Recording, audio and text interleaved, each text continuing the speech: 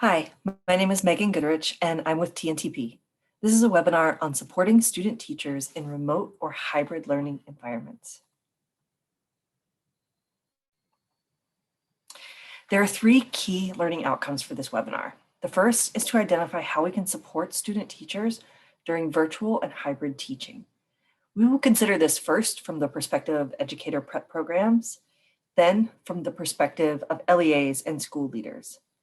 But topics in each section should be applicable regardless of your role.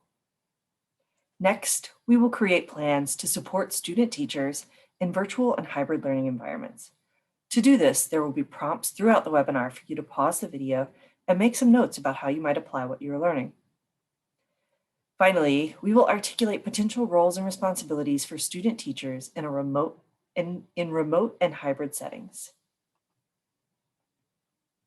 We'll start by talking about what educator prep programs can do to support student teachers in remote and hybrid learning. First, we want to ensure we're integrating technology. Technology has likely already been a part of training. This has been a necessary skill for years now, and most student teachers are relatively comfortable with some level of technology use. What we need to do now is start thinking about how to use those resources creatively. On the screen, you'll see ways teachers have been using technology to effectively engage and support students during remote and online learning. These include using short videos for differentiated and scaffolded learning, using interactive technology to increase student participation and academic discussions, and using technology platforms appropriately for both formal purposes, like assignment submissions, and informal purposes, like getting to know each other. Take a moment to consider an example of a tech platform you've seen used well since learning has shifted to a virtual space. For example, one of our teacher training programs used Flipgrid, which was new to me when COVID began, to have participants record getting to know you videos and respond to videos of their cohort members. If you'd like, you can pause this video now and jot down some ways you have seen tech tools or platforms used effectively, and how you might support teachers in their use of technology. It is also critical during this time for educator prep programs to support the mental and emotional well-being of student teachers. Some of the most important and effective ways of supporting the mental and emotional well-being of teachers are outlined on this slide. Connection is especially critical for mental and emotional well-being and is also harder to find when we are all remote. Educator prep programs can identify opportunities for informal social connection. Student teachers also noted that sharing experiences around successes and challenges, as well as collective problem solving and collaboration, also support their well-being. Pause this video and take a moment to jot down what has helped you feel a sense of belonging as part of a new group. Press play again when you're ready. As we navigate remote and hybrid learning and address the interruption in learning that happened when COVID first began, it is more important than ever for teachers to understand priority instructional content. What are the pieces of math and literacy instruction that are absolutely critical for what comes next? What will students need to build on in the coming years? Helping student teachers understand which pieces of instruction to prioritize and supporting them to do so will help ensure that students are successful in years to come. Finally, we've seen that there are an overwhelming number of factors to consider when designing instruction that is remote, hybrid, or even in person but socially distant. It can help student teachers to consider universal design for learning as a foundation for these decisions. We found that by focusing on the most vulnerable students, including students with disabilities and English language learners, we can better provide a strong foundation of instruction for all students and help address the opportunity and achievement gaps that have widened during the pandemic. Educator prep programs can embrace learner variability and back that understanding up by building knowledge and skill around UDL. We can also teach general educators how to share the responsibility of all learners, including mindsets and skills for collaborating with special educators and other learning specialists. Let's shift to thinking about what LEAs and school leaders can do. School leaders and LEAs can consider infusing trauma-informed practices into staffing policies. So many of our teachers are experiencing trauma right now, and student teachers may be especially ill-equipped with the skills necessary to regulate and cope with secondary trauma from students. There is a wide range of supports for educators, but consider how implementing a school-wide strategy, like the one in this video, might be beneficial for your students. Take a moment to pause this video and make a note of how strategies like tap in and tap out for student teachers can be beneficial for your students.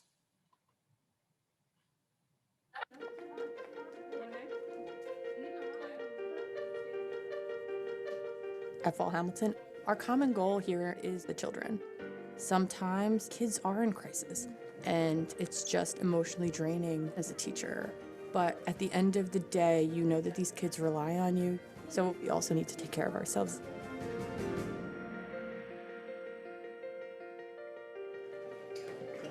We know you can't help others until you help yourself. Sometimes you just need a minute. 1, 2, 3. You need to step out of your own room, take a deep breath. As educators, we may be having a rough day, and sometimes we get frustrated too. So we have a tap in, tap out strategy here. If something happens in the classroom, teachers have the ability to contact someone on the text chain. If there's a student that needs some extra support, if the teacher needs extra support, then someone else is able to come in and provide that. If you need a minute, you can text someone and be like, hey, can you cover my class? Can you give me a second? And we will gladly cover one another. In terms of faculty support, we feel more supported here in this environment because we know that it's a collaborative effort and everyone is going to be heard. You sometimes just need to ask for help, and it's okay, and it's really accepted here, and it's promoted. No one's alone. We're a ship and we run together, and there's someone always that has your back.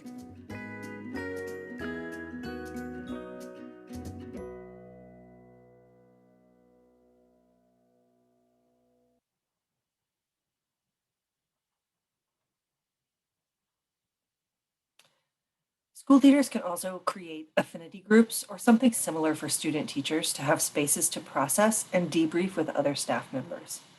These groups allow student teachers to feel supported, create a safe space to share and feel validated, and learn how to better support students from teachers facing similar. Another straightforward way to support student teachers is to provide increased tech support. Technology challenges are the #1 barrier for teachers, students, and families in remote learning. Student teachers who are not already familiar with district technology may face additional barriers navigating technology and platforms of remote and hybrid learning. Plan ahead for how to streamline different types of technology, offer trainings on technology that will be used, create detailed help and use guides, and consider having a dedicated support line for tech challenges. School leaders should also take extra care to clarify roles and responsibilities before changes happen. A study of teaching assistants who took on additional roles and responsibilities showed they were more productive when leadership articulated their changed roles. Leaders should also assess whether the student teachers have the skills to carry out the work. We'll talk more on the next few slides about what those responsibilities and roles might be, but first, I wanted to also encourage you to use the current context to think creatively about the roles of your student teachers. First, now may be the time to look outside of traditional roles and responsibilities to identify ways to build on the strength of student teachers. Perhaps they are significantly more comfortable with technology and virtual platforms than other teachers. How could you leverage this strength to plan virtual instruction and support students and their families? Second, the virtual setting creates an opportunity to prioritize a focus on instruction.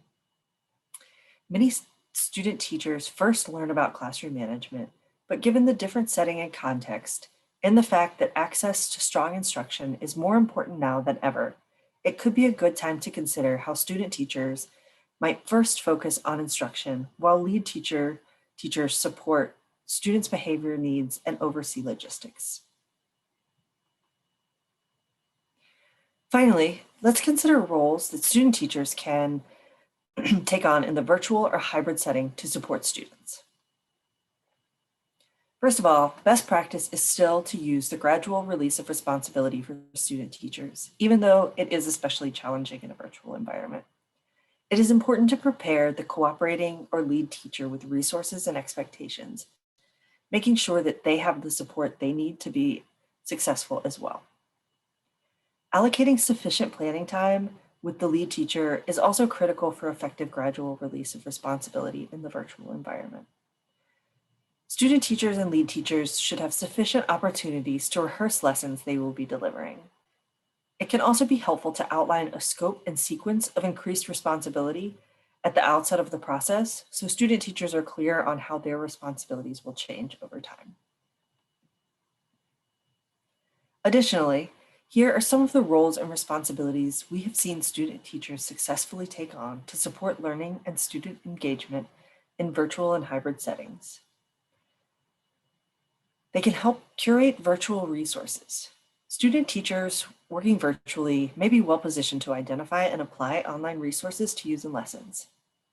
They can also serve as a thought partner for the lead teacher when planning solutions for adapting to the different learning context.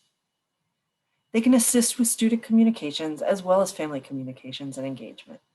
This may look like making phone calls, sending text messages, or sending emails to students who have been absent, or to follow up on assignments.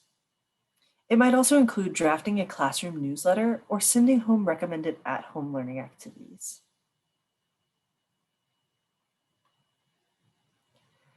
Student teachers can also monitor live sessions for questions or challenges that are coming up and flag to the lead teacher that additional attention is needed.